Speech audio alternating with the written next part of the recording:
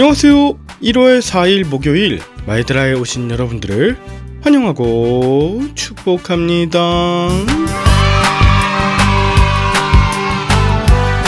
2024년이 시작되고 여러가지 계획하신 일들이 있으실 줄 압니다. 희망에 찬 한 해가 되길 바라는 기대감과 동시에 코로나 이후 침체된 경기와 정치, 또 기독교 교계는 두려움마저 느끼게 하는 것이 사실인데요. 사회적으로 무력과 공포감으로 가득한 이런 전반적인 분야에 정의와 평화, 생명의 가치를 앞세운 우리 기독교인들은 어떠한 태도를 지녀야 할지에 대해서 더욱 선명해지는 때입니다. 우리가 아무것도 하지 않는데 희망찬 새해, 또 많은 것들이 변화하는 것이 아니라 더욱 깨어 말씀으로 스스로를 비추고 말씀에 근거한 가정과 교회를 만들어 이 시대 문화를 주도해 나갈 때에 그때 우리 그리스도인들이 만민을 위한 선민이 될 줄 믿습니다. 그러면 오늘도 기대감과 또 경외함을 가지고 오늘의 마이드라를 힘차게 시작해 보도록 하겠습니다. 자, 출발!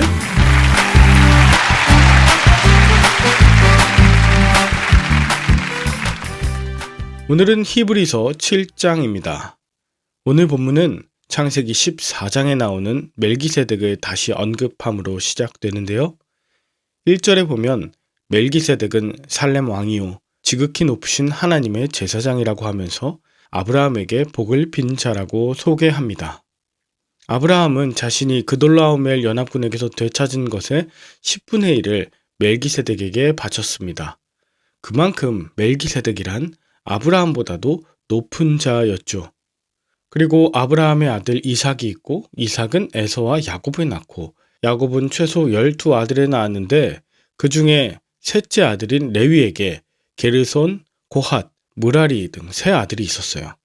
이 레위의 둘째 아들인 고핫의 손자가 1대 대제사장이라고 할 수 있는 아론입니다. 그리고 아론의 아들 중에서는 엘르아살이 대제사장이 되었었죠. 그러니까 제사장 제도가 시작되기 전 약 400에서 500년 전에 믿음의 조상이라고 불리우는 그 아브라함이 멜기세덱에게 10의 1조를 바쳤던 그 모습을 따라 이후 레위 지파도 나머지 12지파로부터 10의 1조를 받으며 사는 그 율법이 생겨나게 되었던 것입니다. 그러므로 이 본문에서 강조하는 것은 10의 1조가 아니라 제사장보다 아브라함이 높고 또 아브라함보다 멜기세덱의 우월함을 강조하고 있는 것입니다. 그리고 11절부터는 레위 지파의 제사장 직분으로는 온전함을 얻을 수 없었다는 것을 강조하는데요. 왜냐하면 23절에 제사장이 된 그들의 수효가 많은 것은 죽음으로 말미암아 항상 잊지 못했기 때문이었습니다. 레위 지파를 대표하는 아론의 두 아들 아비나답과 아비후는 레위기 10장에서 술에 취한 상태로 여호와의 불이 아닌 것을 사용하다가 죽지 않았습니까? 또 엘리 제사장의 두 아들 홈니와 비느하스 역시 불신앙적인 모습을 보이다가 블레셋군에 의해서 모두 죽임을 당했죠. 그리고 엘리는 비대해서 의자에서 떨어져 목이 부러져 죽었죠. 이후 예레미야를 때리고 가뒀던 사람은 당시 대제사장이었던 바수훌이란 사람이었고 예수님을 죽인 자들도 대제사장 가야바와 안나스였습니다. 이들 모두 내놓으라 하는 레위 지파의 대표적인 인물들이었죠. 그런데 결국 대제사장의 직분에 돈을 주고 사거나 정치력에 의해 결정이 되는 이런 일이 벌어지고 말았습니다. 대제사장들, 자신의 주머니를 채우고 권력을 휘어잡기 위한 쟁탈전을 벌이다가 헤롯 대왕 통치 이후 주 70년 성전이 파기되기까지 무려 28명의 대제사장들이 바뀌게 됩니다. 평균 3년 정도 집권을 하다가 대제사장이 교체되는 이런 어마어마한 일들이 벌어졌던 것입니다. 이에 히브리서 기자는 예수님께서 레위 지파가 아니라 멜기세덱의 계열을 따르는 대제사장으로서 모세의 율법보다도 먼저 계셨고 아브라함보다 먼저이신 분, 이제는 율법이 아니라 생명의 성령의 법이 그리스도인들을 다스리게 한다는 점을 강조하고 있죠. 이걸 들은 독자들은 엄청난 충격을 받았을 것입니다. 그들이 중시했던 가치, 즉 율법과 레위 지파를 뛰어넘는 영원하고 온전한 대제사장으로서의 예수님이니까요. 그렇습니다. 영원한 것은 없습니다. 인간 제사장 역시 율법 아래에 속해 있고 늘 부족하고 연약한 죄인이자 유한한 존재이기에 그저 그때에 맡겨진 역할을 감당했을 뿐입니다. 하지만 예수 그리스도께서는 영원히 온전하게 되신 대제사장이 되셔서 참된 제물로 참된 제사를 드리십니다. 예수님을 통해 하나님께 나아가기만 한다면 우리의 불완전했던 구원은 완전해집니다. 우리는 흔히 과거의 죄, 현재의 죄, 미래의 죄까지 다 용서받았다는 표현을 하죠. 이것은 25절에 보면 예수를 힘입어 하나님께 나아가는 자들을 온전히 구원하실 수 있으니, 여기서 구원하신다라는 시제가 현재형이거든요. 즉 예수님은 사라지지 않는 생명의 능력을 가지사 현재적으로 살려내는 능력이자 과거와 현재와 미래 그 영원한 시간에 하나님께 나아갈 수 있게 하는 유일한 제사장이십니다.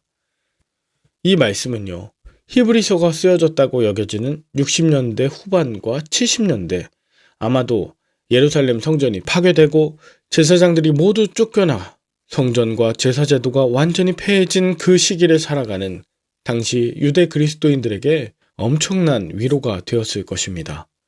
동시에 우리를 사랑하시는 하나님께서 항상 함께 하신다는 약속이 오늘날 우리에게도 참 소망이 됩니다.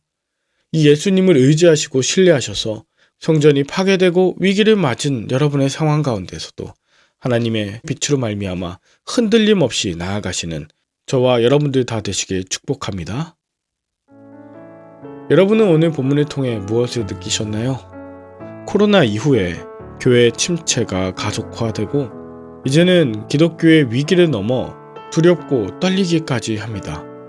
대제사장직을 돈으로 사거나 권력으로 차지하는 각종 불법이 오늘날에도 판을 치기도 합니다. 그럴 때 오늘의 말씀이 우리에게 영원한 대제사장이신 예수 그리스도를 주목하게 합니다. 여러분, 어떤 특별한 말씀 사역자나 리더들이 구원을 가져다 주는 것이 아닙니다.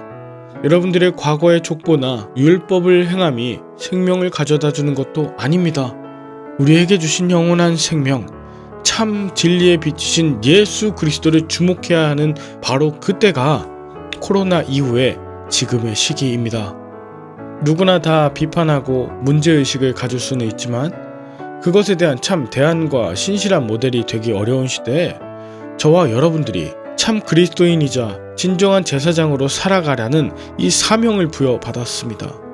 빛이 되는 소식, 빛이 되는 말씀, 참되게 예배하는 자로서의 삶을 온전히 살아내시는 저와 여러분들 가운데 하나님이 영원토록 함께하여 주시길 축복합니다. 함께 기도할까요? 하나님 아버지, 저를 비롯한 모든 사람이 온전하지 않음을, 또 맡겨주신 사명을 다하는 중에도 예수님을 잊으면 아무것도 아닌 나임을 늘 기억하게 하여 주시고, 기독교의 위기라 하는 지금 이 시대에 예수 그리스도 한 분 높이며 삶에서 빚진 자의 사명을 잘 감당하며 승리하게 하여 주옵소서. 예수님의 이름으로 기도합니다. 아멘. 오늘도 좋은 하루 되시길 바라며 저는 내일 다시 찾아뵙도록 하겠습니다. 샬롬.